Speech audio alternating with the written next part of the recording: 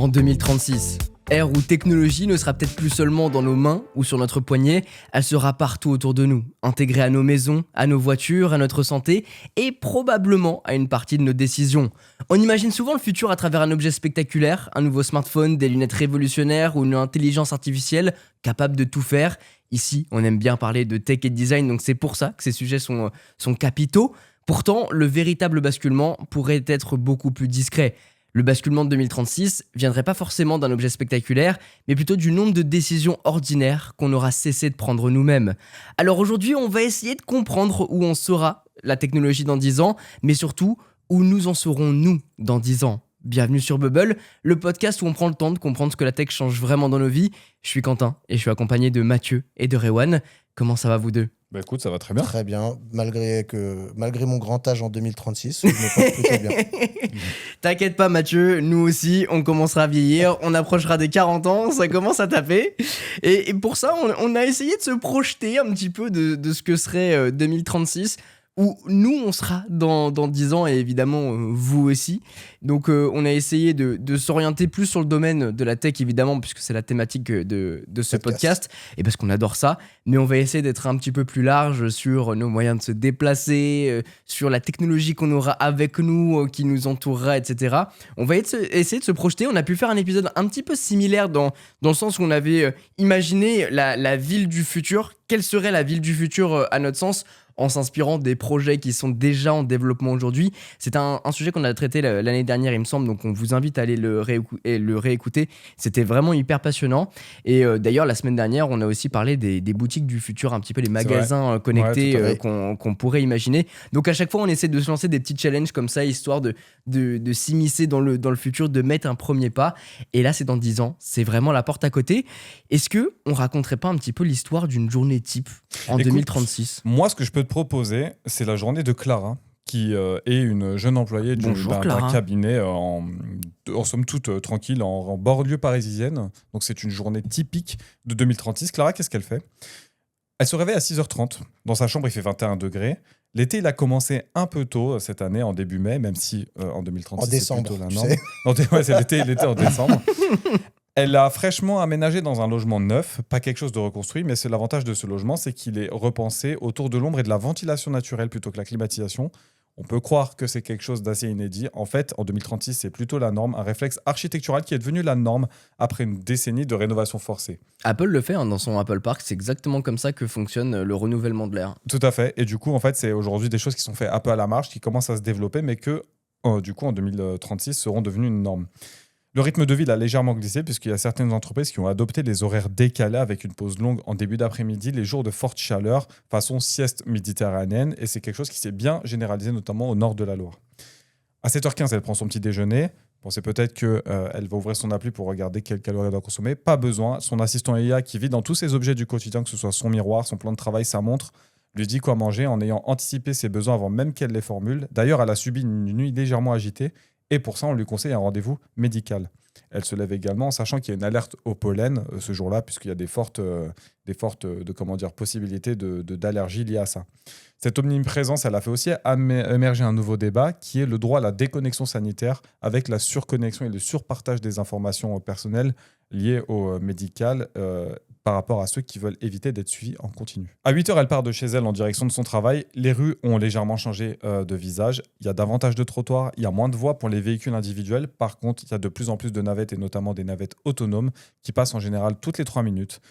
Posséder une voiture en 2036 est devenu un choix plus qu'une nécessité qui est réservée aux zones rurales et à certains usages spécifiques. Parce qu'elle habite en ville, elle. Parce qu'elle habite en banlieue, en fait. Elle banlieue. Prend les trajets on va dire qu'elle habite dans une banlieue qui est flambant neuf, on va dire, mais qui, du coup, nécessite qu'elle se déplace dans une métropole, du coup, Paris, pour son activité professionnelle. Par rapport aux véhicules, le sujet qui agite les discussions, c'est pas thermique ou électrique, mais c'est plutôt la dépendance aux fabricants, en fait. Dans quel pays elles sont fabriquées, qui gère l'approvisionnement des batteries, des puces. Il y a une question de rapport de force industrielle entre les grandes puissances, puisque les tensions géopolitiques liées à ces enjeux sont toujours présents, même passé les années 20, des années 2020 du coup. Elle arrive au travail autour des 9h. Le métier il a été redéfini plutôt que supprimé. On rédige plus les rapports nous-mêmes de zéro, on arbitre, on formule les bonnes questions et on assume la responsabilité de subir en fait la décision que l'IA elle a prédit pour nous. De nouveaux intitulés de postes sont apparus, notamment l'auditeur de décision algorithmique, le médiateur humain-IA. C'est des métiers qui n'existaient pas du tout aujourd'hui. On a vu, nous, la naissance des prompt engineers qui n'aura pas fait très très long feu. Les métiers se sont adaptés à la transition avec IA et aujourd'hui, on s'en sert davantage comme un conseiller plutôt que de le voir comme une menace. Elle prend sa pause à 12h30. Un collègue lui raconte qu'il vient de terminer une reconversion financée par un dispositif public puisque son ancien poste il a été absorbé par un outil d'intelligence générative. J'ai cru que t'allais dire que son pote était en train de lui expliquer qu'il avait terminé Outer Wilds 2. Non, il n'y a pas de 2. Il y a juste l'extension qui est très bien, Echoes of the Eye, que je vous reconseille. Mais peut-être en 2036. Peut-être. On ne sait pas. Il faudra renouveler l'histoire. Le fait qu'un métier soit absorbé par l'IA, c'est plus un drame isolé, c'est devenu un parcours de vie banal qui en fait a fait transitionner certaines personnes, en obliger certaines d'autres à s'adapter à cette nécessité, à savoir que pas mal de ces travaux ont été absorbés par des agents autonomes. Changer de région pour un emploi au même titre que ce que nos parents faisaient, c'était la révolution précédente. Aujourd'hui, c'est plutôt se rediriger vers quelque chose qui a été pris de court par cette révolution. Vers 19h, elle retourne chez elle, elle est en soirée, elle a un petit potager sur son balcon. C'est devenu un réflexe pour certains citadins soucieux de leur autonomie alimentaire. Par contre, pour le besoin d'arrosage en eau, l'appli de la ville rappelle simplement les quotas à respecter, puisqu'on rappelle, l'eau est une denrée rare maintenant, mais le sera encore plus en 2036. C'est intégré aux habitudes depuis le temps. Vous savez, nous, aujourd'hui, il y a encore des gens qui font la transition avec le recyclage, séparer les plastiques, du verre, des déchets quotidiens. Le rationnement de l'eau, c'est aujourd'hui, en 2036, du coup, quelque chose qui est devenu davantage, beaucoup plus un réflexe pour certains. Les infos du soir, elles évoquent un sommet européen d'ailleurs sur la coordination énergétique du continent face à une demande électrique qui est toujours plus tirée par les besoins croissants, même en 2036, sur l'intelligence artificielle. Elle part se coucher vers 22h. L'assistant lui prépare encore une fois sa nuit. Température, lumière, l'agenda du lendemain, de façon presque invisible. Ce geste, qui semblait si futuriste il y a 10 ans, à savoir sortir, se préparer manuellement, consulter son agenda, mettre son réveil en conséquence, est devenu aussi banal que fermer une porte à clé. Et c'est la fin de la journée de Clara en 2036. Eh ben merci beaucoup. J'ai hâte d'y être. Ouais.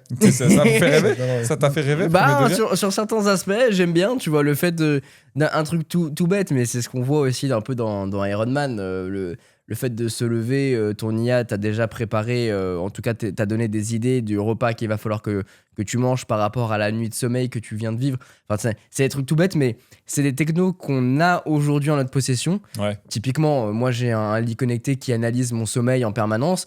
Bah demain, si ce lit-là, il est connecté avec un frigo connecté qui va me sortir directement, ou en tout cas me mettre de côté les aliments dont je pourrais avoir besoin pour avoir plus de force dans la journée et mieux m'y préparer. Sachant qu'il ira taper dans ce qu'il a dans le frigo, c'est-à-dire que t'as pas besoin de dire ah ouais mais je sais pas ce qu'il me dit là. Tout à fait, exactement. Il saura reconnaître problème, ce qui se passe à l'intérieur. Et puis pareil, en fonction de la météo, il va directement se connecter à ma penderie qui va me choisir les vêtements qui pourraient être adaptés.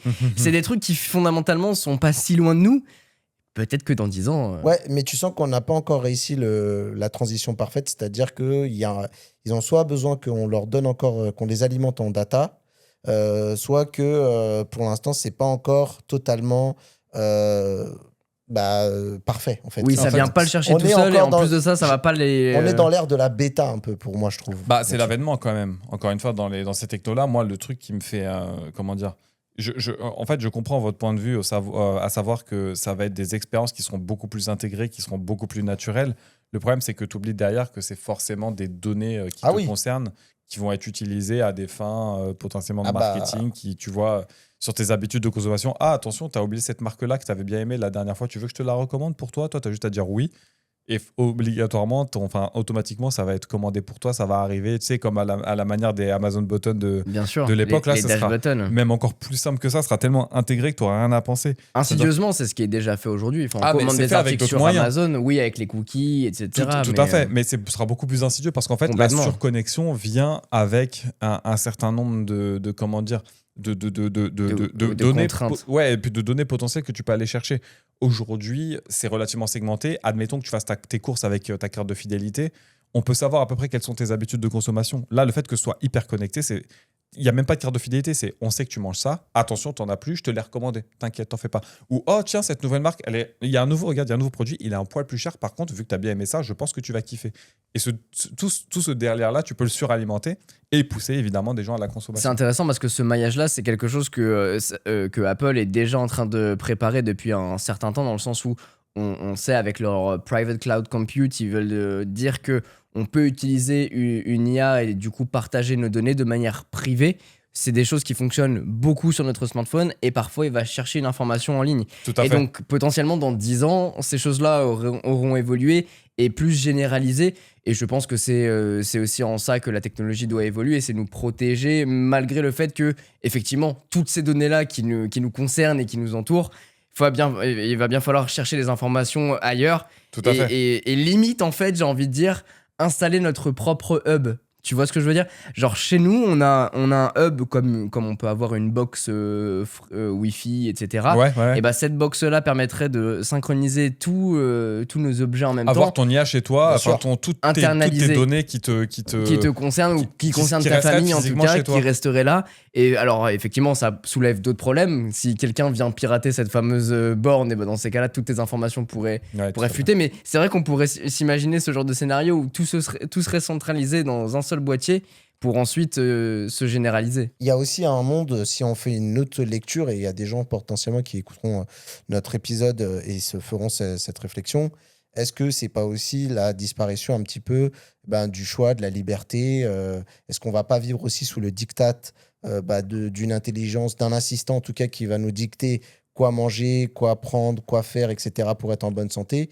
Ça me fait penser un petit peu au film Demolition Man, tu vois, où à un moment, les mecs, ils sont tellement rentrés dans cette ère-là que, par exemple, manger un steak saignant, ça devient limite quelque chose de répréhensible et quelque chose Alors, d'un acte presque anticonformiste. je suis assez d'accord avec toi parce que je me suis posé la question et d'ailleurs je voulais ouvrir un débat aussi là-dessus avec vous. Mais je pense que plus la technologie fera des choses à notre place, plus on aura envie de conserver soit des habitudes, soit des objets qui garderont de la valeur parce que justement ils nous obligent à faire un geste ou à choisir ou à créer. Et ce sera ça la vraie différence. Moi, je voudrais aller plus loin sur ce point-là que tu évoques. En fait, naturellement, l'être humain a tendance à aller vers la facilité, vers le chemin de moindre résistance. Et en fait, Le chemin de plaisir, on Et appelle vers le ça. plaisir. chemin de plaisir. En fait, si tu veux. Mais là, je veux vraiment assez sur le moindre résistance. C'est-à-dire qu'en fait, si tu as quelque chose qui arrive à faire les choses mieux que toi, sans que tu aies à y penser de manière complètement intégrée, pourquoi est-ce que tu te casserais la tête à le faire toi-même en prenant le risque d'y passer plus de temps et en faisant des bêtises à l'issue, tu vois? Et en fait, c'est cette partie-là que je vais éloigner, c'est la délégation de ton cerveau. C'est-à-dire que en fait, tu vas te retrouver dans des cas où tu vas tellement déléguer à l'IA sans t'en rendre compte parce que ça va être tellement bien fait, ça va être tellement intégré, ça va être tellement presque natif de s'en servir de la manière dont tu t'en sers, elle va tellement prendre tes habitudes qu'en fin de compte, petit à petit, si elle veut t'aiguiller sur un choix ou sur un autre, tu n'auras même plus la criticité d'esprit de te dire « Ah mais attends, c'est une connerie ». Parce que ce sera beaucoup trop intégré. Alors je vais t'emmener vers un sujet parallèle. Par exemple, en 2036, quel objet vous refuseriez de voir disparaître? Et vous allez voir où je vais vous emmener. La voiture thermique, Ok? c'est con, mais Mathieu, en un mot. Ah ouais, T'as pas réfléchi? Là, j'ai pas réfléchi. Qu'est-ce que je verrais? Mon casque VR. Allez hop. Ok. Bah, par exemple, moi j'ai envie de dire l'appareil photo. Parce que, évidemment, en 2036, donc dans 10 ans, déjà, imaginez l'appareil photo aujourd'hui. C'est compliqué parce qu'on a un smartphone qui fait déjà tout à notre place. Ouais. Maintenant, dans 2036, avec les technologies qu'on voit évoluer aujourd'hui, les lunettes connectées, et ce que ce sera dans 3, dans 5, dans 8, et du coup dans 10 ans, il n'y aura pas vraiment besoin, je pense, d'appareil photo, puisqu'on pourra déjà tout faire avec ce qu'on a dans la poche, et de manière beaucoup plus efficace, ou en tout cas beaucoup plus instantanée. En revanche, faire de la photo avec un appareil dédié à ce plaisir-là, bah, je viens de le dire dans la phrase, c'est un plaisir, c'est quelque chose qu'on a envie de retrouver, qu'on a envie d'expérimenter, qu'on a envie de manipuler. Donc en ce sens-là, on a envie de retrouver quelque chose de... Effectivement, on pourrait se faire complètement guider et bercer par un truc où on dit juste en mode Apple Vision Pro, prends une photo de ça, hey Meta, prends une peut-être un vidéo, drone, etc. Peut-être que exactement, peut-être que tu auras un drone qui te suit ou d'autres objets qu'on pourra imaginer juste après. Mais c'est vrai que ce truc-là, on n'enlèvera pas ce plaisir parce qu'on voudra le conserver. Ouais, c'est un peu comme, il fut un temps, on faisait du cheval parce qu'on avait besoin de se déplacer. Aujourd'hui, faire de l'équitation, c'est plus un sport à côté, c'est plus C'est un plaisir, exactement. Exactement. Et tu parlais par exemple de ta voiture thermique. Peut-être que tu auras toujours ta voiture thermique en 2036, mais que tu l'emmèneras plutôt dans des circuits pour faire des trucs un peu dans des lieux adaptés pour ce genre de choses et que tu le feras plutôt comme un plaisir plus que comme faire le tour du périphérique en heure de Dans 10 ans, pointe, ça me ferait mal quand même de devoir aller sur le circuit pour utiliser une voiture thermique Bah, quand même. tu vois, pour ça, en fait, et pendant un moment, tu avais une loi de l'Europe qui était passée en mode l'interdiction de vendre des thermiques neufs en 2035. C'était les neufs, c'est-à-dire qu'il y en aura toujours sur le circuit, mais il n'y en aura plus de nouvelles qui seront sorties. Ça a été assoupli entre-temps, Dieu merci, parce que je crois que l'Allemagne et l'Italie, ils ont dit fuck, nous, Complètement. c'est notre marché, vous n'allez pas nous C'est avoir mort. comme ça, voilà. Et en fait, là, tu vois, est-ce que tu as remarqué qu'on a parlé beaucoup de là des loisirs? Toi, tu parlais de la photo, toi, tu parlais de la voiture en disant oui, mais ce serait quelque chose que tu pourrais le faire sur le circuit, etc. Dans la journée de Clara que je viens de vous présenter, elle se déplaçait en transport parce que c'était, comment dire, Plus une pratique. nécessité, c'était plus pratique, c'était plus Écologiquement parlant plus aussi, écologique, j'imagine. et surtout qu'en fait la voiture individuelle, elle était surtout présentée utilisée par des gens qui en avaient le besoin ou par une certaine élite. Et je pense qu'en 2036, la guerre de l'énergie, la course à la donnée, etc., va davantage creuser les écarts. Aujourd'hui, tu as déjà un écart qui se crée dans les métiers numériques et étendus avec ceux qui n'utilisent pas l'IA. C'est bête, mais faire un résumé d'une réunion, si tu n'aides pas de l'IA aujourd'hui, tu n'es pas efficace. Parce que l'IA, avec juste ce que tu as noté ou juste la transcription, elle peut te faire un truc beaucoup plus complet et mieux rédigé que toi en beaucoup moins de temps. Tu vois, et je pense que c'est cet écart-là qui va se creuser et qui va davantage montrer des disparités au niveau du confort de vie des plus démunis comparé aux plus riches. On parlait de la voiture, on parle également de la santé, c'est-à-dire qu'il y en aura qui n'auront peut-être pas l'argent nécessaire aux abonnements qui contrôlent certaines données liées à tes appareils connectés ou qui n'auront juste pas l'argent d'acheter ces appareils connectés qui te permettent d'anticiper certains risques pour ta santé. Autant en aura même qui, du coup, comme Mathieu le présentait avec l'anticonformisme, qui diront « Moi, je suis contraire à ça, j'ai le minimum syndical de l'accès Internet pour pouvoir utiliser tous les services qui ont migré sur Internet, typiquement ta déclaration d'impôt, recevoir ta paye, etc. Mais tout le reste, je m'y refuse parce que je suis contre l'exploitation de mes données. » Ouais, mais ces gens-là, malheureusement, ils seront en marge. Et je dis pas ça de gaieté de cœur, je dis pas ça parce qu'on est un podcast tech et du coup, on tire la couverture vers nous. Bah non, ouais. Mais par exemple, aujourd'hui, il suffit d'entendre les gens, parce que nous, on parle là, mais on est à milieu de comprendre. Quelqu'un qui n'a pas de smartphone, c'est un enfer apparemment Bien sûr. aujourd'hui à vivre. Bien sûr. En fait, c'est limite, le problème, c'est que oui, c'est de l'anticonformisme, mais limite, les gens, ils n'ont pas le choix et ils subissent. Et c'est devenu un handicap, c'est-à-dire qu'on leur dit « Ah, tu veux pas de smartphone ?» Mais tu vas en chier, en fait. Il n'y a pas de cette liberté de dire « Ok, tu veux pas de smartphone parce que tu veux pas subir le diktat du monde numérique, etc. Tu veux garder un petit peu ta liberté. » J'aimais beaucoup le mec qui disait qu'il n'avait pas de smartphone et qui disait « Moi, on me siffle Ouais, pas. » elle m'a marqué. C'est une Exactement. Et je trouvais cette phrase très forte, très puissante, qui parfois même, ça nous remet un peu en question. Le problème, c'est que ce mec-là, tous les jours, aujourd'hui, il galère. Et je pense que le monde... Ah bah, il se déplace à cheval. Hein. Bah, c'est ça. Mais en tout cas, ce qui est certain, c'est qu'en 2036, je pense que ceux qui n'auront pas pris le chemin de l'IA, il y en aura sans doute de moins en moins avec le renouvellement des générations. Mais on voit, c'est un peu pour moi le même paradoxe des gens qui n'ont pas suivi l'arrivée d'Internet et qui aujourd'hui sont en marge parce que Internet, c'est trop compliqué. Alors, je suis assez d'accord avec toi et en même temps, je pense qu'aujourd'hui, adopter l'IA, c'est un choix parce qu'il faut qu'on se déplace vers elle. Et on le voit déjà, hein, ça a déjà été tellement colonisé, tout ce qui nous entoure, toutes les applications qui nous entourent. Je pense que demain, en fait, ça sera tellement intégré dans nos produits qu'on n'aura pas le choix déjà de l'utiliser. Mais surtout, ça sera tellement fluide qu'on ne se posera pas la question « Ah oui, j'utilise de l'IA ».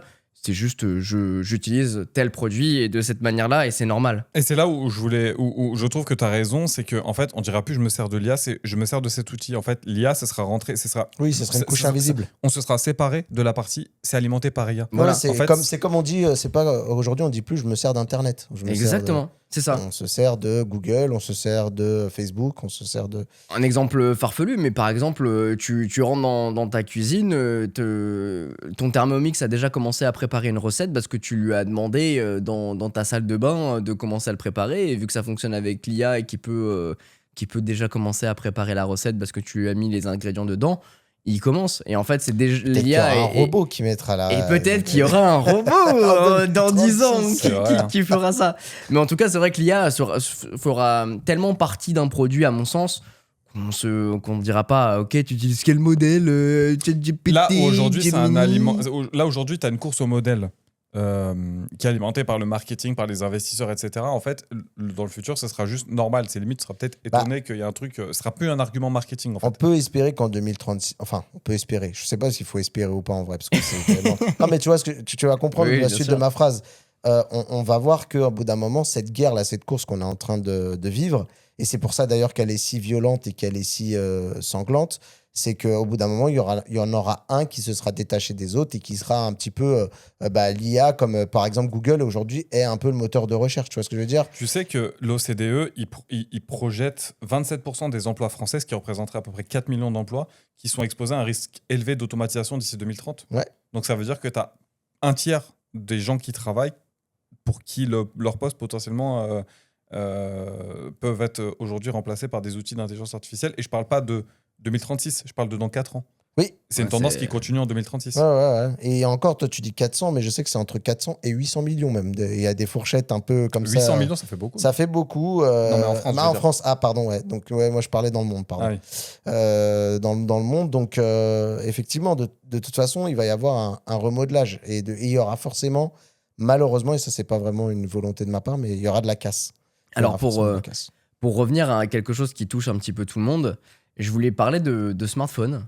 Parce que c'est vrai que c'est devenu aujourd'hui le centre névralgique de notre utilisation, de notre moyen de communiquer, de un petit peu tout en fait. Tu le disais Mathieu, si t'as pas de smartphone, t'es en marge un petit peu de la société, que tu le veuilles ou non. Mais c'est vrai que je pense que c'est l'un des outils qui pourrait le plus évoluer.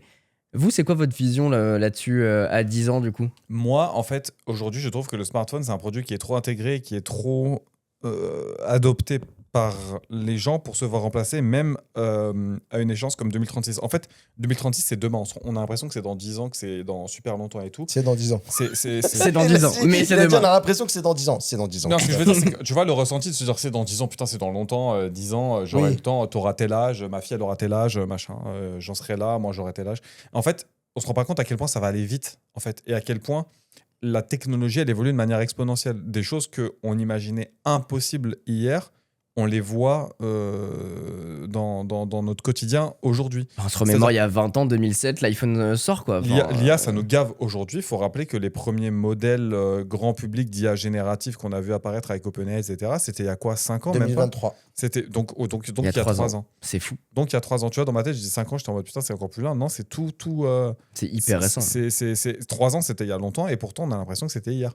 Donc, je pense que par rapport au smartphone, en fait, c'est tellement un hub et c'est tellement un objet pratique que j'ai du mal à le voir disparaître pour moi. Peut-être qu'il va juste- évoluer. mais alors peut-être qu'il va évoluer au niveau du format, mais pour moi, ce sera toujours quelque chose que tu auras dans la main. Ce sera toujours une espèce de petite boîte carrée avec une batterie. Peut-être qu'il chargera plus vite, peut-être qu'il sera plus performant, peut-être qu'il aura d'autres fonctionnalités, mais ça va rester. Mais le totalement- concept serait le même. Ouais, qu'aujourd'hui. je pense qu'on va juste essayer d'améliorer l'écosystème qui est autour. Peut-être que au lieu d'avoir des montres, on aura des implants, on aura des trucs sous-cutanés qui se connecteront au smartphone. Les lunettes connectées vont continuer à se développer, mais ce sera encore un usage un peu geek au même titre que les smartphones pliants. Mais je pense pas qu'il disparaîtra en 2036. Ok. Mathieu, c'est quoi ton avis là-dessus? Moi, je rejoins un petit peu partiellement ce que dit Rewan, mais... Je rejoins un petit peu partiellement. Ouais. En vrai, moi, je vois bien le smartphone muté, comme tu le disais, mais en serveur de poche. D'accord. Ça veut dire qu'en fait, pour moi, le problème, c'est que potentiellement, il y a un monde où les lunettes, ça perce, sauf que tu règles pas les problèmes inhérents au physique, c'est-à-dire la batterie, l'autonomie, etc.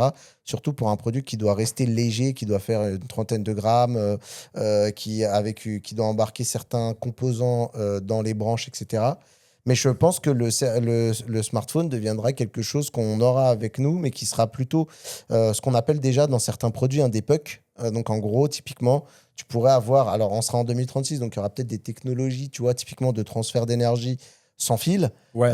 Mais du coup, tu auras le smartphone qui garderait un petit peu le côté brique pour la puissance, pour l'alimentation et notamment pour l'exploitation des opérations à faire. Et peut-être qu'après, on va déporter ça sur nos lunettes avec un rendu des résultats de ce fameux puck, donc de ce smartphone, vers un affichage qui sera sur nos lunettes. Et le point qui est intéressant auquel Mathieu vient de me faire penser, c'est qu'en fait, il y a une transition autour des énergies vertes. Et en fait, le problème aujourd'hui, c'est pas tant de la produire, c'est de la stocker quand on s'en sert pas. Aujourd'hui, l'énergie que tu produis, si tu t'en sers pas tout de suite, pour la stocker, c'est extrêmement compliqué. Je pense que les grands enjeux de demain vont se faire autour du stockage. Donc, on aura des batteries. Aujourd'hui, on voit du lithium polymère, du lithium-ion, qui est encore la technologie la plus stable à utiliser. Qui Du a silicium le meilleur rendement, récemment, etc. là. Il y a du silicium et il y a aussi l'aluminium-ion, qui est une batterie qu'on a vue pour la recharge rapide, où tu peux lui mettre 100% en genre, je sais plus, 20 secondes ou un truc comme ça.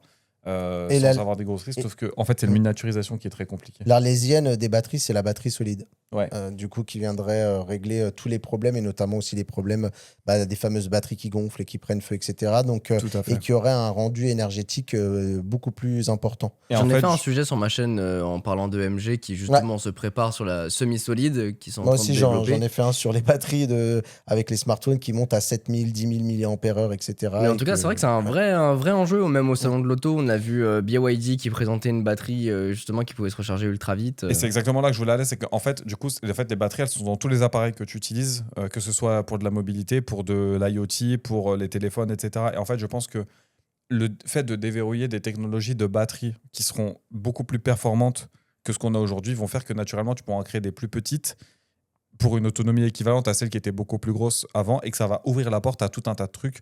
Comme aujourd'hui, par exemple, pour les lunettes, le problème, c'est l'autonomie, c'est la miniaturisation, c'est d'allier un objet qui est plutôt design sans avoir des broches qui sont trop grosses.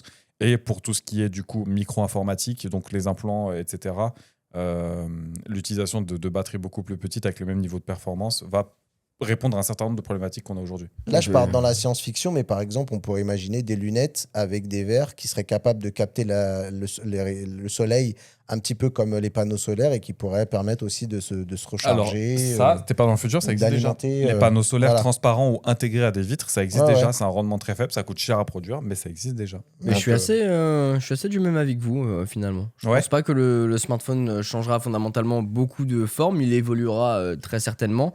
Maintenant, on restera sur un objet qu'on manipule Moi, à la main. Moi, je pars de l'idée d'un produit qui n'aurait plus, par exemple, d'écran.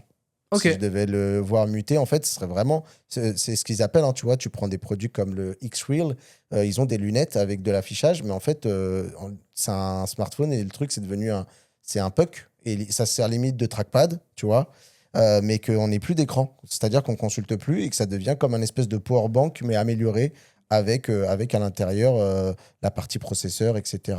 Et que l'affichage devienne vraiment.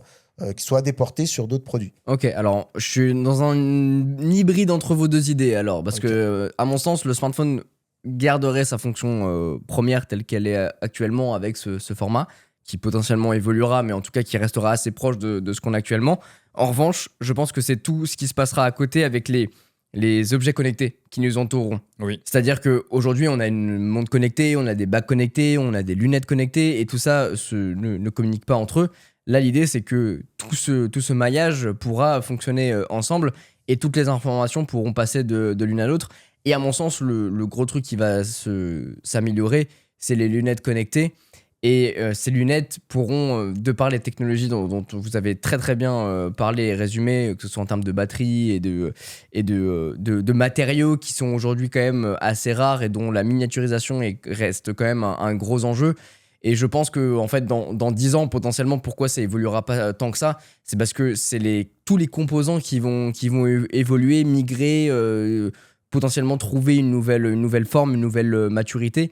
Et en ça, je pense que ça pourra servir ce type d'usage tel que les lunettes connectées. Donc du coup, pouvoir utiliser, et je donne un exemple, Apple, parce que bon, je pourrais très bien dire Samsung, mais utiliser un Galaxy Z dans sa main, mais avoir des lunettes Samsung qu'on a aussi sur la tête et qui nous permettent d'avoir des informations, ce qui ferait que on sera potentiellement pas obligé de regarder notre smartphone puisque les lunettes feront la majeure partie du taf avec la voix. Je pense que le côté voix, vocal, assistant sera très présent. Ouais. Donc on pourra un peu à la Jarvis déléguer quand même pas mal de choses, sachant qu'on peut déjà avoir quand même pas mal de conversations aujourd'hui avec les IA qui nous entourent, sauf que là, ça sera plus personnalisé avec les informations telles que tu l'as résumé avec la fameuse Clara qui nous connaît très très bien. Qui a en fait toutes les données Qui nous entourent, c'est ça, l'agenda, les messages, les personnes qui t'en envoient, Qui et sera pouvoir toujours dans l'anticipation de exactement notre vie. anticiper les besoins, donc ce qui te permettra de te concentrer sur finalement l'essentiel, tout en te rappelant visuellement, puisque tu pourras l'avoir dans les lunettes, ou bien directement sur ton téléphone si tu veux aller plus loin dans une tâche. En fait, je suis assez d'accord avec toi. Ce que tu dis, c'est qu'en fait, tu vas avoir une hyper convergence des usages. Et en fait, la frontière va se briser entre les différents services de collecte de données pour juste répondre aux besoins de l'utilisateur. C'est-à-dire que ce que tu vas avoir, peu importe la source que tu vas avoir, la donnée va alimenter le même centre, le même service pour du coup dresser un profil au plus proche de la personne à qui on a collecté les données. Mais pour le téléphone, ce que tu as dit, c'est rigolo parce que tu étais en mode les lunettes, j'aurais plus besoin de sortir mon téléphone, je pourrais juste demander des trucs et des lunettes pour, je sais pas, j'ai une notification, ça pop sur moi et tout. En fait, c'est un peu ce que tu fais avec la montre connectée. Donc, Exactement. potentiellement, la montre connectée, c'est elle qui va subir une transition sur les lunettes parce qu'en fait, du coup, tu n'as même plus besoin de lever le bras. Potentiellement, tu as l'affichage qui se fait derrière toi, donc tu n'as plus le geste à faire. Et ce que tu auras au bras sera peut-être plutôt un bracelet un petit peu plus discret qui te permet, lui, juste de collecter les données que la montre n'est pas en capacité de collecter, comme ton rythme cardiaque, ta pression artérielle. Bah, en Je gros, suis complètement d'accord, t'aurais en les fait, lunettes et t'aurais le bandeau Google Le Fitbit, que t'as, en fait, c'est exactement l'enjeu ouais. que j'ai aujourd'hui, parce que j'aime bien les montres connectées parce que c'est très fidèle, c'est très pointilleux dans les datas que tu peux récolter. Mais aujourd'hui, on sent quand même que les objets qui les entourent, à savoir les bacs connectés, qui restent un petit peu compliqués dans des usages sportifs, bien que c'est quand même assez fidèle sur la partie sommeil, on voit que les trackers deviennent vraiment très très précis. Et au final, moi, j'aime beaucoup porter des montres traditionnelles. Donc, limite, parfois, ça me fait chier d'avoir une montre connectée pour avoir ces datas. C'est Mais pour tu ça aussi ressens un que, petit peu le manque quand tu la mais retires. ouais, c'est ça, Fait c'est chier, je vais pas parfois, avoir je les me infos, dis, je vais pas avoir les ouais, notifs. je vais pas tout avoir, machin. Donc, du coup, par exemple, aujourd'hui, j'ai une Apple Watch au poignet parce que je l'utilise, parce que j'ai fait du sport, etc. Donc bref, cet usage-là, je pourrais m'en détacher, mais le retrouver quand même, comme tu le disais, à portée d'yeux, je trouve ça cool. Et j'ai envie de croire en fait en ces méta-displays, parce que finalement, c'est un peu le concept qui est le plus proche de la réalité, dans une forme qui serait quand même plus sexy que ce ne l'est actuellement. Mais c'est pour ça que l'enjeu des matériaux, je pense, est quand même assez important pour miniaturiser un maximum les éléments. Et quand même, je pense que ça fait partie d'un élément qui, socialement parlant, tu vas pouvoir quand même discuter avec une personne tout en pouvant interagir avec ce qui se passe autour de toi. Et socialement, c'est quand même un gros facteur. Aujourd'hui, les gens qui sont sur leur téléphone H24 quand tu es à des dîners, quand tu es en événement, et puis même, on en parlait un moment, mais par exemple, tu es journaliste, si on se met un petit peu dans notre peau et on est à un événement, tapoter sur son téléphone pour prendre des notes. Oui, tu prends des notes, mais socialement, il y a quand même une séparation. Alors que si tu le fais avec des lunettes ou même avec un enregistreur, comme tu le fais assez régulièrement, Mathieu, c'est quand même plus naturel et ça, Oui, en ça plus, met moins une barrière avec les autres. Tu vis vraiment le moment aussi. C'est-à-dire Et que tu même si vis le moment. quelqu'un t'explique quelque chose, tu vis vraiment le moment. C'est-à-dire que tu n'es pas en train de te focus sur la prise de notes. Et du coup, forcément, les questions que tu as à lui poser, tu peux pouvoir embrayer tout ça. Et tout se fait de manière très, très fluide. Là où, par exemple, c'est vrai, quand tu prends tes notes, tu es à moitié présent et t'es à moitié en interaction, quoi. Il y a un côté que je trouve pire, en fait, c'est l'hyperconnexion. Imagine, toi, t'es avec quelqu'un, donc on est tous là ensemble en train de discuter, prendre un verre et tout. On a tous nos lunettes connectées et pendant qu'on se parle, t'en as qui répondent à des messages, mais toi, tu le vois pas, en fait, vu que c'est, admettons, c'est des lunettes qui détectent tes mouvements oculaires et du coup, tu peux répondre avec des trucs que t'as l'habitude de répondre juste en regardant au bon endroit et en insistant sur certaines zones que tu regardes. Tu pourrais être en face de certaines personnes, mais là où à l'ancienne, tu aurais un smartphone devant les yeux et où avant, tu aurais eu un journal, ben là, tu as quelqu'un qui a l'impression que tu le regardes et en fait, il est en train de répondre à un truc Tu Ouais, vois, je pense que trouve oui, que je comprends. ça peut créer encore plus de barrières, mais de manière plus insidieuse en fait. Mais je pense que. Alors, je vois ce que tu veux dire, et en même temps, je pense que ça sera tellement visible, parce qu'effectivement, comme si je projette un petit peu ce qu'on peut retrouver comme techno sur le Vision Pro, le regard quand même bouge beaucoup, donc potentiellement, enfin, tu verrais la personne puis, en train et de puis, loucher sur son truc, mais. Et puis si tu Ouais. prends un mec par exemple comme moi, typiquement qui a du mal à faire deux trucs en même temps, si je Ouais, suis moi, focus à impossible. répondre et tout, Ouais. tu vas très vite comprendre qu'en fait je t'ai largué, que je te suis plus dans ta discussion. Et il y a un Donc, c'est côté, je pense, intéressant sur ce genre d'outil, si ça vient à se démocratiser, Et- c'est le clean, tu vois. T'as une fonction clean, c'est-à-dire que tu as des lunettes avec un verre translucide comme ce Genre qu'on mode peut avoir aujourd'hui. concentration, tout ça. Exactement, c'est que tu n'as plus rien, accès à rien du tout, et tu vis juste le moment. Et en même temps, ça te permet de capturer des souvenirs plus naturels. Quand tu vois des gens à des concerts ou des festivals qui sont avec en train de vivre le concert à travers le à téléphone. travers le téléphone. Et en même temps, je peux pas leur en vouloir. Moi aussi, je le fais de temps en temps. Et puis quand t'as un événement, il y a des faits que t'as envie de capturer, Juste pour dire j'y étais. Ouais. j'y étais, ou capturer avec la meilleure qualité qui soit. Ouais. Mais en même temps, aujourd'hui, c'est intéressant d'avoir des lunettes connectées en ce sens, parce que tu vis l'instant présent tout en pouvant capturer des choses. De toute façon, on voit bien que, pour finir un peu là-dessus, c'est que quoi qu'il en soit, ce que tu disais là, en fait, c'est juste on déporte le problème. Ce qu'on fait déjà avec nos téléphones, nos montres et machin, si demain Oui, on fait être avec distrait, les lunettes, tu veux dire. en fait, c'est toujours la même problématique. C'est que soit la personne, elle est là, elle est avec toi, et elle a envie d'être avec toi et elle discute avec toi, soit elle est happée par un truc qu'elle estime peut-être plus important, et que ce soit avec des lunettes ou un téléphone ou une Oui, montre connectée. elle sera Tu vois, je veux déconnectée, dire, oui, bien en sûr. fait, c'est juste le problème qui se déplace. Mais, Je suis assez d'accord, ouais. mais en fait, ça sera pas pire, en fait. Voilà. Et est-ce que à 40 ans, pour nous, Mathieu, Mathieu un peu À plus, 60-79 ans, Feu Mathieu.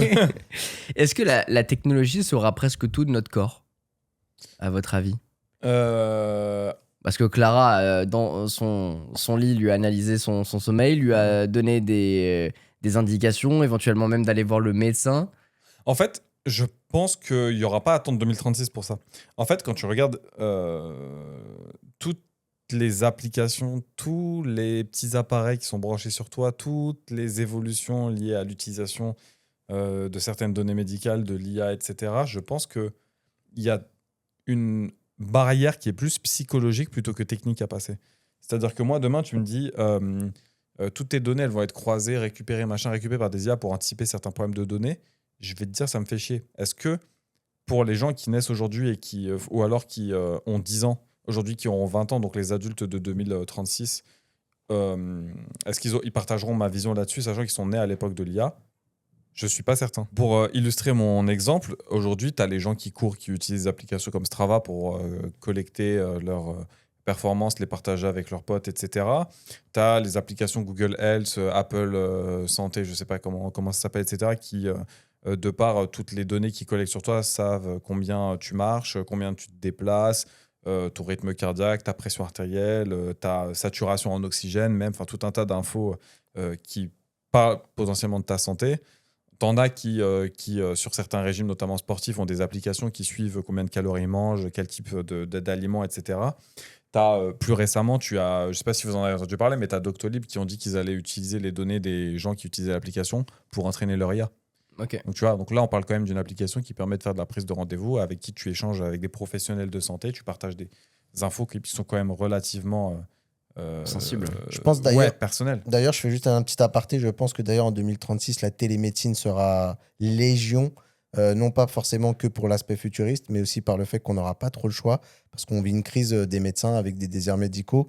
Et je pense qu'il y aura un max En fait, ce qui serait bien, c'est de pouvoir débarrasser les médecins de trucs très cons comme « Ah, t'as une angine », tu vois, genre des trucs qui sont un peu chiants, mais qui seraient gérables par une IA avec des symptômes très, très benchmarkisés, ou en tout cas des patterns très identifiables. Bah écoute, j'ai un chiffre pour toi. Ouais. D'ici 2050, l'OMS estime que 3,5 milliards de personnes auront besoin d'une technologie d'assistance. Donc effectivement, la télémédecine aura tout un impact. Et effectivement, pour désengorger des services d'urgence ou des choses comme ça, pour des tâches qui potentiellement seraient pas forcément graves. Et en plus, j'ai bien envie de l'allier avec les wearables, parce qu'effectivement, aujourd'hui, une Apple Watch permet de détecter des chutes ou des choses comme ça. Et je crois beaucoup en cette technologie d'assistance Même- de par les équipements qui Ils en ont qui fait leur nous entourent. marketing. Apple, Ils en ont fait leur en marketing, a bien fait. sûr. Mais même allons plus loin, tu vois, genre les exosquelettes dont on parle beaucoup pour les métiers difficiles, etc. Bientôt, on sera une population beaucoup plus âgée. Ne serait-ce que pour des personnes âgées monter des escaliers parce qu'ils habitent encore dans des immeubles, etc. C'est le genre de choses qu'on pourrait voir se développer, non plus simplement pour te faire kiffer quand tu cours parce que tu as l'impression de courir sans te fatiguer, ou pour des métiers qui sont à charge lourde, qui seront peut-être débarrassés par la robotique, soit dit en passant. Mais je pense que les trucs d'exosquelette pour aider les personnes âgées et tout ça, garder une certaine autonomie, Ouais. ça sera pas du luxe. Mais tu vois, par exemple, je suis une personne qui est rarement malade et qui arrive quand même beaucoup à capter les signaux de son corps. C'est-à-dire que je vais Comme ça, jamais ouais. voir le médecin Mm. parce que je sais que quand il y a un truc qui va pas, il faut que je fasse plus de sport ou que je mange mieux ou en tout cas que je change une habitude. Après, il y Et a un ça, truc que je voulais juste te dire aussi. Je suis d'accord, c'est très bien, t'as de la chance. Je suis pas certain d'avoir ton level. Mais il faut comprendre aussi aujourd'hui qu'on vit dans une société où quand tu es malade et que tu as un emploi, parce que toi, tu sais, tu es indépendant, mais quand tu as un emploi en CDI, il faut que tu justifies auprès de ton Ah, c'est employeur. pas là que Pardon, j'allais ok, aller. ok. Mais en fait, je pense que effectivement, tu peux être une personne comme moi ou pas, peu Ouais, ouais. importe. Je suis quelqu'un qui va peu chez le médecin. Mais ça a des avantages et des inconvénients. Et je pense que le suivi médical, c'est quelque chose qui est trop sous-coté parce qu'effectivement, Oui. tu peux déceler des choses avant tu vois même même pas que ça arriver, éclose, ouais. que tu vois pas arriver parce que bon, t'as beau écouter ton corps Un parce arrêt que tu sens que cardiaque, c'est malade. ça. Exactement. Et les produits connectés, je pense que peuvent vachement t'accompagner là-dessus. On parlait des chutes, les arythmies aussi, c'est vachement important. Et je pense que la connexion avec un médecin peut être ultra privilégiée dans ce scénario. Ça existe déjà, on peut déjà envoyer des bilans. Notre Apple Watch fait une synthèse, on peut envoyer ce bilan à notre médecin. C'est nous, évidemment, qui prenons la décision de démarche, l'envoyer, ouais. la démarche. Mais en tout cas, je pense que d'ici 10 ans, ça aurait un autre impact parce qu'on aura potentiellement plus besoin de ça, ou tout du moins qu'on y verra une logique plus pérenne de se dire ok, il faut que je me synchronise plus régulièrement avec un médecin, que ce soit un médecin de manière générale pour ton corps, mais aussi pour Et- mental, des besoins de psy, des choses comme ça, quoi. Et je vais te ramener dans un monde très terre à terre. Il faut comprendre qu'on a toujours des problèmes avec tout ce qui est sécurité sociale, tout ce que coûte la Évidemment. médecine, tout ce que coûte la santé. En France, par exemple, qui est un modèle très protecteur, il y a aussi un monde où tu as un État qui décide de dire ça, c'est un coût qu'on doit pouvoir optimiser. Et il y a peut-être un moment, un monde Abonnement où, mensuel. tu vois, tu parlais de Clara qui dit je veux pas avoir un suivi médical qui soit trop monitoré, en tout cas, ou qui soit trop. Il y a un monde où, comme un peu aujourd'hui, on interdit aux enfants les réseaux sociaux à l'âge de 15 ans, c'est passé là, la loi. Il y a un monde où on nous dit bah, désolé, les frérots, si vous voulez encore bénéficier de la Sécu pour votre santé, bah, vous êtes obligés de vous raccorder à certains trucs pour qu'on puisse anticiper et ne pas subir et justement ne pas engendrer des frais auprès de la société qui commencent à être trop importants. Et du coup, on dit aux gens, bah, désolé, mais si tu veux la Sécu, il faut pouvoir accepter de transmettre toutes tes datas pour pouvoir au mieux anticiper les problèmes de santé. Vous accepteriez, vous, de votre côté, d'être monitoré en permanence, même si c'est vous qui, derrière, avez le fin mot de l'histoire et envoyez les données? Bah, en fait, si tu veux, bah, en fait, ouais, le débat il est là. En fait, c'est pas tant la collecte de la donnée, c'est qui y a accès, pour quelles raisons et comment est-ce qu'ils comptent les utiliser et quelle est la transparence vis-à-vis de ce qu'ils utilisent. Si jamais moi j'ai la. En fait, moi je suis dans. Tout est sur ton web chez toi. Mais en fait, Mais tu mais peux c'est les pareil. envoyer. En fait, tu es obligé de les envoyer. C'est-à-dire que, à moins que tu aies quelque chose de full autonome chez toi, qui soit connecté à rien, si ce n'est juste tes appareils, donc avec. Enfin, qui n'est limite presque pas besoin d'internet, ou juste tes données sont envoyées de ton smartphone vers l'appareil dans un format spécial avec un chiffrement qui permettrait de, même s'il est connecté à internet, que tu sois le seul à y avoir accès, tu vois. En fait, je suis trop impliqué dans les Oui, dans les travers de la société mais numérique. surtout dans la comment dire, dans les sujets de sécurité et de protection de la donnée personnelle, pour imaginer un monde où ce serait possible de faire ça pour la personne moyenne de manière simple et de manière relativement Transparente. utile, pragmatique, transparente. Ouais. En fait, avec les connaissances que j'ai, même moi, c'est compliqué d'avoir ce genre de truc-là parce qu'en fait, c'est jamais simple. C'est beaucoup d'administration, c'est beaucoup de maintenance des systèmes, etc. Chose que je kiffe faire, mais que tu peux pas demander au commun des mortels. Donc, à moins d'avoir quelqu'un qui va te faire une solution complètement ouverte, intégrable, utilisable en un script avec une pauvre machine que tu branches sur un espèce de truc en format participatif, etc. Je Les vois GI, par exemple. difficilement comment est-ce que ça pourrait être réalisable. Comme quoi, Parce t'as qu'en dit 2036, parce que c'est un truc qui revient beaucoup aujourd'hui, l'AGI, l'intelligence artificielle générale. Ouais, mais c'était pas la question. Ouais, C'était pas la question non, de mais Quentin. tu Est-ce que disais, même si j'arrive c'est pas à full chez toi- imaginer. Toi, tu disais. Non, c'est peut-être- un système autonome qui tournerait complètement chez toi et en ayant la certitude que tout soit hébergé chez toi et que tu sois le seul maître de tes données et de ce à quoi elles sont utilisées. Moi, je pense que. Et là, surtout, est-ce que vous accepteriez d'être surveillant en permanence, quitte à prévenir d'une maladie Oui, dans ce cas-là, oui, parce que ouais. j'ai pas de problème avec le fait d'être surveillé en permanence. J'ai le problème avec ce qu'on fait des informations qui sont issues de cette surveillance, en fait. Moi, là, je rejoins un peu aussi Rewan, mais en fait, je pense que de toute façon, c'est un truc qui viendra justement par le fait de ce que je t'expliquais. Tu veux accéder à la Sécu, tu veux accéder à une bonne protection comme l'est là notre pays sur certains aspects. Tu vas devoir. Je pense que de plus en plus, on va nous contraindre parce que économiquement, ça tiendra plus.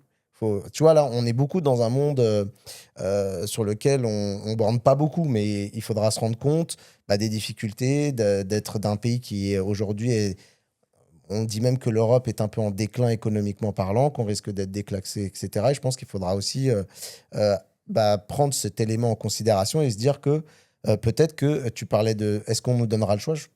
Peut-être dans un monde, où on nous demandera pas le choix.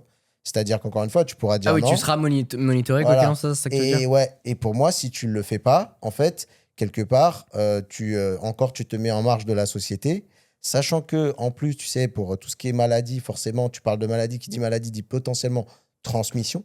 Et du coup, on dira aux gens, Dit désolé, QR code. tu peux pas rester ici si par exemple, tu veux pas accepter d'être monitoré et du coup faire en sorte que, on puisse anticiper les problématiques parce que, en fait, c'est une question financière, vraiment. Tu vois, je mets vraiment les deux à côté. Et on nous dira, tu n'as plus le choix, quoi. Pour prendre un autre exemple, dans le sens de ce que tu dis, tu avais les sujets pendant les JO de 2024 sur la surveillance algorithmique. Ils voulaient faire des tests sur des enregistrements vidéo qui seraient surveillés par de l'intelligence artificielle pour détecter certaines anomalies, pour détecter des comportements un peu bizarres, des colis abandonnés qui seraient potentiellement piégés, des armes, etc. C'est un truc pour lequel je suis un fervent défenseur, puisque en fait, le risque de faux positifs est énorme et le risque qu'elle soit utilisée à mauvais escient l'est encore plus. Je suis certain que c'est peine perdue et que demain, on va tous y passer, malheureusement. On le voit dans les zones communes, je parle, pour Ouais, tout ce qui est je transport en commun, suis etc. suis d'accord Est-ce que avec je suis toi. pour ou contre? Dans le meilleur des mondes, je serais évidemment pour, parce que si c'est supervisé, c'est utilisé dans un cadre éthique, légal, Bienveillant, etc., tout ça. bienveillant, pas de problème. Je sais très bien quelles sont les dérives qui vont arriver, malheureusement, puisque c'est des choses qui se sont prouvées jusqu'à maintenant, tu vois, en termes de désinformation, manipulation de masse, ce genre de choses. Mais on le voit que de toute façon, on arrive dans une société du contrôle. On veut de plus en plus briser le côté anonymisation de l'Internet. Je veux pas aller dans le 1984, mais quand tu regardes l'évolution des choses, malheureusement, la délégation de cerveau avec tu ne posséderas rien, tu seras content, tes décisions seront prises par quelqu'un d'autre, en l'occurrence même pas quelqu'un mais quelque chose d'autre, tu seras content. C'est un petit peu ce vers quoi on se dirige et malheureusement, c'est des choses qui sont aussi mises en place par des gens qui utilisent ce genre de méthodes et d'outils-là pour nous abrutir et pour davantage contrôler les foules. Sujet dont on a effectivement parlé très récemment dans un Ouais. autre épisode. Tout à fait. Et sans Pour vouloir vous. faire juste trop de philosophie, je voudrais juste comme ça, les gens vont bien comprendre vers là où on va. C'est qu'on voit qu'il y a de plus en plus deux positions qui s'affrontent, celle de l'individualisme versus il y a le collectivisme qui revient. Ouais, En disant, en gros, tu dois faire société avec tout le monde et tu peux plus juste que penser à ta gueule. Et il y a ces deux aspects qui s'affrontent et qui ont chacun un peu leurs arguments de pour et de contre. Je sais pas si c'est aussi manichéen que ça. Mais... Bah, en fait, en vrai, quand tu regardes, Vas-y, justement, vas-y, parce vas-y. que j'ai un très bon exemple pour aller vers ce que disait Quentin. En fait, quand tu regardes aujourd'hui un truc à la con, quand tu veux te faire un avis, tu regardes des infos. Et en fait, tu te rends compte que la plupart des infos sont possédées par des grandes chaînes, qui sont possédées par des grands milliardaires qui ont leur propre agenda, tu vois. Je vais pas tomber dans le Illuminati, triangle, ils nous contrôlent, etc. Mais aujourd'hui, les informations, les médias sont un support de contrôle des foules. Des masses, ouais. Bien sûr. Qui n'ont pas pour objectif spécifique d'informer la population et de donner des infos de manière transparente et de manière lucide vis-à-vis de la situation. pas lucide, mais non biaisé, tu vois. C'est d'orienter les populations C'est- vers des décisions qui arrangent, en fait. Exactement. Et en fait, c'est avec ça que j'ai un problème, c'est de ne pas fournir, de pas avoir une démarche qui fournit des éléments de manière indépendante et de laisser la possibilité à la personne de traiter les D'avoir un libre informations arbitre. et d'avoir, même pas un libre arbitre, parce que le libre arbitre, c'est après que tu as l'information, mais juste de lui donner la capacité d'avoir des informations qui sont un minimum objectives, exactement, c'est le mot que je cherchais, pour derrière lui faire son propre raisonnement. Alors pour vous emmener dans un autre sujet, Mm. t'en as beaucoup parlé en intro et je trouve ça assez intéressant, le fait de la maison. Je trouve que la maison et l'architecture va beaucoup évoluer parce qu'on l'a vécu, nous notamment en France, cette énorme canicule, sachant que nous, bas peuple gaulois, sommes absolument pas préparés à ces fortes chaleurs, Non. de par le bâtiment et l'architecture qu'on a conçue. Même socialement, les clims, c'est quelque Et chose même qui est très, socialement. qui est très, Décrié. décrié, exactement. Ouais. Alors que c'est une technologie qui, fondamentalement, si elle est bien utilisée et à jour, ne consomme pas beaucoup plus que des chauffages grille-pain, comme on les appelle. C'est toujours pareil, c'est comment tu alimentes ces systèmes-là. Exactement. Donc, je pense que c'est un facteur qui évoluera beaucoup. Évidemment, notre perception de la chaleur, puisqu'il va falloir que nous, en tant que Français, et dans les bâtiments, dans notre architecture qu'on va repenser, je pense que ça, c'est un élément qui sera vachement influencé. Et je Notre t'arrête. confort chez nous, en fait, dans nos Ouais. maisons. Et je voulais juste dire que peut-être que ce qu'on a vécu cet été est un tournant. C'est-à-dire que là, on s'en rend pas compte parce qu'on est encore un peu dedans, mais que ça va amorcer un nouveau j'espère. mouvement. Je suis vraiment pas sûr. on En verra, fait, on verra. Les discours alarmistes comme ça, on les a depuis une dizaine, une quinzaine Ah bah, Ouais, il mais y a là- eu là- une canicule ouais, en mais là, c'est- 73, je crois, ou 78, où Ouais, effectivement il à s'était période passé la industrielle. même chose. Mais C'est je ça. pense plutôt à titre, je dis personnel, mais c'est pas personnel envers moi, je dis pas forcément étatique. D'un point de vue personnel, je pense que chacun se responsabilisera d'une certaine mesure en disant ok, bon, maintenant, il va falloir que je fasse quelque chose pour améliorer le confort, notre bien-être, et ça y participera. Je parle des clims par rapport à la chaleur, mais c'est plutôt aussi. Exactement, c'est Énergétique. aussi par L'urbanisme. rapport au vieillissement des bâtiments, la réfraction de certaines Ouais. ressources aussi dont tu parlais très bien avec l'eau, mais c'est aussi notre consommation énergétique et puis la qualité de l'air aussi qui va aussi Se dégrader. de marbre se dégrader. Je pense qu'il y a un symbole dans tout ça qui va être criant, en tout cas de vérité, c'est les enfants dans les écoles. Les parents accepteront plus d'emmener leurs enfants dans des fours, tu vois. Mais Et je t'as pas pense que que ça. ça- Tu sais que tu as aujourd'hui des grands débats. Ça, c'est un truc dont j'avais entendu parler, surtout pour les gens qui habitent à Paris intramuros, sur les toitures en zinc. Tu vois, les toitures Ouais. vraiment typiques de Paris, où tu as effectivement des grands bâtiments haussmanniens avec Ouais. au-dessus les fameux. Tu peux les voir des fois sur certaines vidéos, des gens qui marchent sur les toits, Et etc. ceux qui vivent dans les chambres de bonne et tout, là. C'est ça, mais en fait, le problème, c'est quand tu es sous les combles, ce truc-là, ça emmagasine la chaleur. Mais oui, genre, je ouais. pense sincèrement, tu peux faire cuire un œuf pour avoir Ouais. vécu quasiment un an d'un truc comme ça. Tu poses pas la main dessus. Je pense que tu peux faire cuire un truc. Ouais, Pour les gens qui habitent en dessous, c'est terrible. Et c'est aujourd'hui, suffocant. le débat est plus autour de est-ce qu'on accepte le fait de, pour certains, ils utiliseraient même le terme saccager l'architecture typique de Paris avec juste un coup de peinture blanche pour réfléchir la lumière. Tu Mhm. vois, il y en a pour qui c'est C'est impossible inconcevable, ouais. de sacrifier un symbole tel que cette architecture des toits-là pour servir au confort des usagers. Quoi. Non, mais peut-être que la technologie permettra justement d'inventer des tuiles, par exemple, à cet effet. T'en parlais très bien, aujourd'hui, il y a beaucoup de magasins, par exemple, qui peignent leur toit en blanc pour justement éviter d'absorber cette chaleur. Et c'est ce qu'il y a de plus terrible, en fait. C'est clair. L'isolation intérieure-extérieure joue beaucoup, mais c'est vrai que les toitures emmagasinent beaucoup et ça permet justement d'enlever tout ça. Et il y a beaucoup de gens, d'ailleurs c'est assez marrant parce que soit ils misent sur la couverture de survie sur leurs fenêtres, soit ils mettent de la peinture cresson, je crois que ça Non, s'appelle, c'est du comme blanc ça. de meudon. Du blanc de meudon, qui est une espèce de. Comme si tu avais poudrifié de la craie, ça C'est part ça. à l'eau et tout ça. Mais en fait, tu vois, pour moi, c'est là où tu vas, c'est entre. Tu parlais d'architecture, qui sont des éléments qui sont quand même pensés de fond. En fait, je pense que dans le futur, ce sera tous ces petits gestes-là qui vont en fait tomber dans la norme. C'est-à-dire que tu peux pas juste dire j'ai chaud, j'allume une clim. Parce que ta clim, énergétiquement, tu vas la faire tourner, même si c'est une très bonne clim. Si ta maison, elle est isolée comme de la merde, bah forcément que Ça dès que sert tu à la rien. coupes, il va faire chaud. C'est une passoire. Ouais, exactement.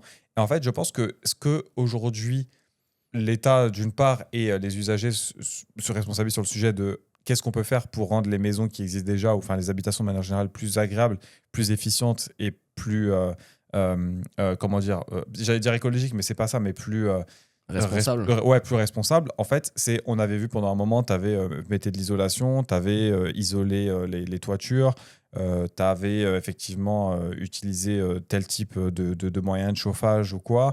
Tu avais les pompes à chaleur. Aujourd'hui, tu as les clims, tu avais les poêles, c'est les poêles à granules, etc. Et en fait, je pense qu'au bout d'un moment, on va arriver sur une espèce de convergence avec, de base, la maison est pensée architecturalement pour répondre aux enjeux à la fois des fortes chaleurs et des fortes vagues de froid en hiver. Et en plus de tout ça, tu auras du coup, au moment de la construction, mais après coup, les prévisions de la clim qui va être là, les tuiles. Tu sais qu'aujourd'hui, on peut faire des tuiles panneaux solaires, ça existe aussi, c'est cher, c'est pas très fiable, mais c'est une technologie Tesla le qui propose. existe. Et ouais, mais tu vois, petit à petit, tu auras des choses comme ça qui seront pensées dans l'ensemble. Avec, il faut qu'elle soit efficace, il faut pas qu'elle, il faut qu'elle garde l'énergie, il faut qu'elle récupère celle qu'elle peut récupérer, etc. Puisqu'on est un petit peu en train de parler de presque un peu transition écologique, etc., un des aussi des événements qui pourrait être intéressant en 2036, et donc je voulais aussi vous poser la question, c'est de savoir comment on peut faire aussi baisser les émissions de gaz à effet de serre. Et il y a un truc sur lequel, justement, en France, on est quand même assez attaché, c'est la consommation de viande. Et j'ai regardé, il y a pas mal de trucs intéressants à dire là-dessus. On nous dit qu'apparemment, remplacer 11% de la consommation de viande animale par des alternatives de protéines, ça peut réduire les émissions de gaz à effet de serre d'une quantité équivalente aux émissions annuelles du Japon. Peut-être que aussi en 2036, la tech interviendra dans nos assiettes, dans nos aliments, et ça, je sais que ça va faire mal au cœur à tous les chefs étoilés en cuisine. Mais Ouais, ils cuisinent pas tous de la viande, mais. Oui, d'ailleurs, effectivement. Mais pour le coup, il y a un monde aussi où également, finalement, manger une viande traditionnelle devient quelque chose de vraiment très, Luxueux, très luxueux. Et puis même dans des occasions, tu vois, par exemple, tu te dis, allez, pour mon anniversaire ou un truc comme ça. Et en fait, ils sont en train de travailler sur essayer de reproduire le goût de la viande avec certaines protéines végétales. Ouais, tout à fait. T'as euh, ça, t'as de plus en plus d'alimentation nouvelle avec tout ce qui est insectes qui ont avec des champignons, même aussi. J'ai Alors, vu t'as les parler. champignons, pour la t'as viande. certaines catégories de champignons ouais, que tu peux faire saigner. Moi, qui j'aime pas les ressemblent beaucoup à de la champignons, en viande, plus. etc. Bah, en fait, là, tu vois pas beaucoup la différence, en fait. Il y a Ouais. J'ai surtout testé la un texture. truc végétal. Mais vous ouais, avez qui testé, est vous très- avez... Ça m'est déjà arrivé, ouais. J'aimerais bien, Franchement, moi, tester. Champignons, j'ai jamais testé, mais après, moi, je mange beaucoup de produits végétaux, soja, blé, trucs comme ça. Et en fait, Non, mais tu sais, exactement le genre, même goût. imagine, C'est un homme, imagine, tu manges un steak haché, parce que moi, ça m'est déjà arrivé, j'ai testé au Portugal et j'ai accompagné ma cousine, allez, hein, on va lâcher les blazes, à un Burger King, et elle est végétarienne, et du coup, j'ai goûté un steak d'haricots rouges. t'as ça. C'est super bon. Tu as, Ouais. tu as les nuggets végétaux qui existent. T'as de plus en plus de trucs végétaux Moi- qui sortent. Mais c'est pas toujours plus écologique parce que c'est végétal. En fait, certes, tu vas Non, en c'est une avoir. alimentation différente. c'est tout. Ouais, c'est juste différent. Tu vas en avoir qui, effectivement, sont centrés autour du respect de l'animal, mais ça ne veut pas dire que c'est plus écologique. Tu vas en avoir qui sont centrés plutôt autour de, justement, avoir les mêmes apports alimentaires, mais c'est pas forcément plus écologique. Et tu vas en avoir qui sont très bons sur tous les aspects écologiques, etc., mais sur le goût qui peuvent être un peu particuliers. Je pense qu'on est encore en train un peu de se chercher là-dessus. Et là où je voulais en venir tout à l'heure, c'est que tu avais aussi, tu sais, utilisé plutôt des insectes qui ont un apport Ouais. protéinique beaucoup plus fort que la viande pour l'alimentation de demain, mais qui est plutôt lié à des enjeux de surpopulation de la planète. Après, moi, perso, je suis pas spécialement attaché à manger de la viande pour manger de la viande, c'est vraiment plus une question de goût. Et en vrai, moi, C'est pour moi, notre si tu génération, arrives ça, à hein. faire un truc où quand je le mets en bouche, j'ai l'impression de kiffer comme un morceau de viande, en vrai, ça me. Mais tu vois, c'est marrant ce que tu dis parce que c'est assez générationnel, je trouve. Parce C'est que... ce que je t'entends dire, ouais. Ouais, ouais. En fait, les générations de nos parents, ils étaient beaucoup plus attachés à avoir limite de la viande à tous les repas. Ah, mon père, machin.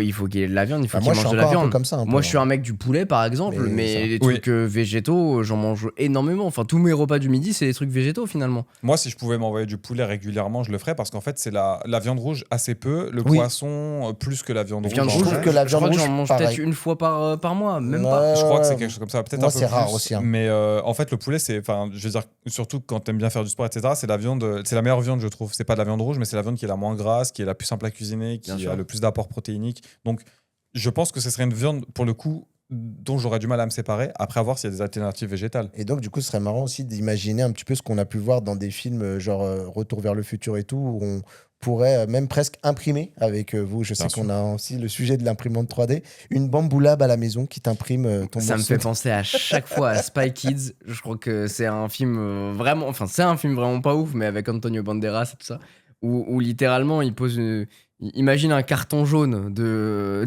foot Ok. que tu mets au micro-ondes et qui se transforme en Big Mac. Il y a cette scène à chaque fois Ah ouais. qu'on parle de, Oui, c'est de vrai, ces les choses-là. tout petits trucs, ouais. Tout petit truc et d'un coup, bouf, ça se transforme en menu Maxi Best of Big Mac. Ça me termine de rire. Ce qui À existe chaque fois, un- j'imagine ça et ça me Ce qui rend existe fou. un petit peu pour les astronautes avec la bouffe déshydratée. Lyophilisée, qu'ils ont juste, ouais. ouais, c'est ça, Et qui sachant réhydrate et que qui de pense- toute façon, on aura, encore une fois, pour revenir dans le côté terre-à-terre, on aura un problème de ressources alimentaires et qu'il faudra, pour donner à manger à une population qui grandit sans cesse, trouver des alternatives voilà, qui sortiront peut-être de laboratoire. Et pour placer mon petit mot, parce que j'aime toujours ce domaine, évidemment, vous le savez, je trouve que le design aura à chaque fois un impact énorme sur tous ces secteurs, que ce soit l'architecture, que ce soit les produits tech qui nous entourent, Même la que bouffe. ce soit même l'alimentation, exactement.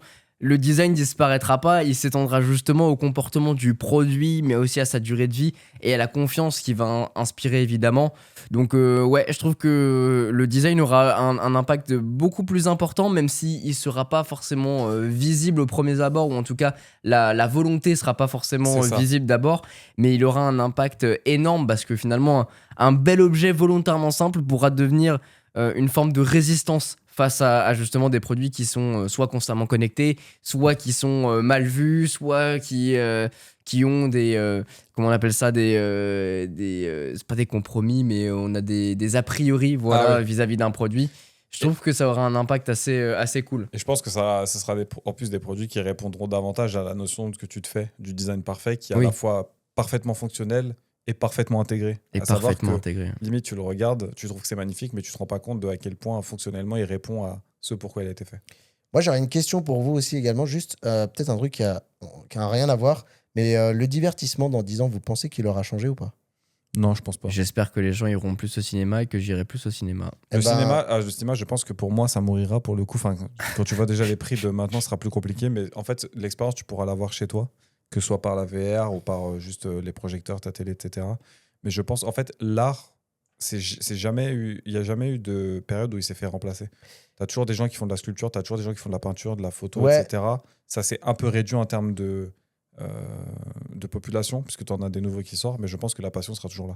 eh ben, il y a une stat intéressante qui nous est délivrée par, je crois, le New York Times, qui nous dit que d'ici le milieu du siècle, au moins 25% des musiques du Billboard Hot 100 et des fictions seront générées principalement par l'IA. Alors, en vrai, je voyais où tu voulais en venir et je me suis surpris. C'est rigolo parce que c'était aujourd'hui au taf. J'écoute de la musique quand je bosse. Et en l'occurrence, j'écoute de la musique sur YouTube puisque j'étais sur mon PC Pro. Et à un moment, en fait, la musique générée par IA, tu l'entends quand c'est généré par IA. Ouais. Je dis pas qu'elle est plus bizarre. Je dis pas que Non, mais elle a il y a une patte. des artefacts. Elle En a un fait, pattern. c'est dans les paroles. Mm. Dans les paroles, j'écoutais de l'IA et en fait, elle ne dit rien. En fait, il n'y a pas de profondeur dans les paroles. Non. On dirait qu'elle cherche à faire de la rime. Et c'est tout le temps la rime, genre, chaque battement fait battre mon cœur. Tu vois que des trucs comme ça. Et Des t'es en mode, banalités un peu. les paroles, elles sont creuses Ouais, à ouais. un point. Et je suis en mode, à un moment, ça m'a sorti du tas. J'étais en mode, mais c'est quoi cette merde? Parce que tu sais, j'étais sur la lecture. J'avais commencé sur une musique qui n'était pas une musique IA, qui était une musique composée par quelqu'un, chantée par quelqu'un, etc. Et à un moment, j'écoute ça, tu sais. Puis c'était en anglais. Et vu que je comprends l'anglais, j'étais en mode, mais attends, c'est quoi ces paroles de con? Et j'étais en mode, putain, mais c'est sûr, c'est généré par IA. Et j'étais obligé d'aller dans la description regarder. Non, chaîne spécialisée dans les musiques générées par IA. J'étais en mode, putain, ça me l'a proposé. Et quand je faisais part de mon info, je crois que c'était la semaine dernière ou il y a 2 semaines, il y avait une stat qui disait que maintenant, plus du trafic, c'est du trafic Internet qui est généré par des robots, ce qui n'est plus du trafic humain en fait, bah, tu te rends compte que sur la génération de contenu, que ce soit sur Insta, sur les musiques, sur les vidéos, il y en a énormément qui sont générés par IA. Un truc à la con, j'ai encore vu un post sur LinkedIn, les gens qui ont des petits commerces et qui font des affiches générées par IA. Vous qui écoutez le podcast et qui seront, j'espère, en train de partir en vacances, regardez sur les aires d'autoroute, regardez dans les petits villages où vous allez, regardez les petites affiches, les petites pubs, les petits panneaux, vous savez, les petits trébuchets qui sont posés dehors, les petites pancartes et tout ça. Vous allez en voir beaucoup, vous allez dire putain, mais c'est de l'IA ce truc-là. Ouais, vous allez voir soit des trucs qui sont ultra contrastés, ou alors des mots au loin qui n'ont aucun sens, qui sont des hiéroglyphes iatiques. Ça, c'est effectivement pour certaines photos et tout, mais juste tu regardes l'image, t'es en mode oui, je vois que le texte est très bien écrit parce que maintenant t'en as qui sont bien faits, mais sur la photo, tu dis il y a un truc qui va pas. Ouais, C'est fou. Généralement, c'est très contrasté. Ouais. En tout cas, voilà pour cet épisode de Bubble. Merci beaucoup de l'avoir écouté. Si vous avez des idées de sujets un petit peu similaires ou alors qui changent radicalement Je pense qu'on n'a de pas tout exploré ça, tous les sujets, on pourrait même en faire un. Ouais, épisode évidemment, là-dessus. ouais. Il y a beaucoup encore, pas mal de trucs. beaucoup d'autres choses à creuser là-dessus. 2036, c'est la porte à côté et en même temps, c'est encore loin, mais on peut se projeter évidemment dans des domaines différents. Donc n'hésitez pas, s'il y a des domaines que vous repérez, que vous voulez qu'on creuse un petit peu plus, n'hésitez pas. Si aussi vous voulez nous aider un petit peu, n'hésitez pas à cliquer sur le bouton qui te permet de t'abonner sur Apple Podcast, Spotify et même YouTube. Ouais, à le partager autour, n'hésite pas. C'est très chouette et à le partager. Yes. Les petites 5 étoiles, j'en profite. Hein. Si jamais t'as envie sur les plateformes de podcast, ça nous fait chaud toujours au cœur. plaisir. Et puis nous, on se voit la semaine prochaine parce que Bubble, c'est 2 fois par semaine. Allez, à très vite. Ciao.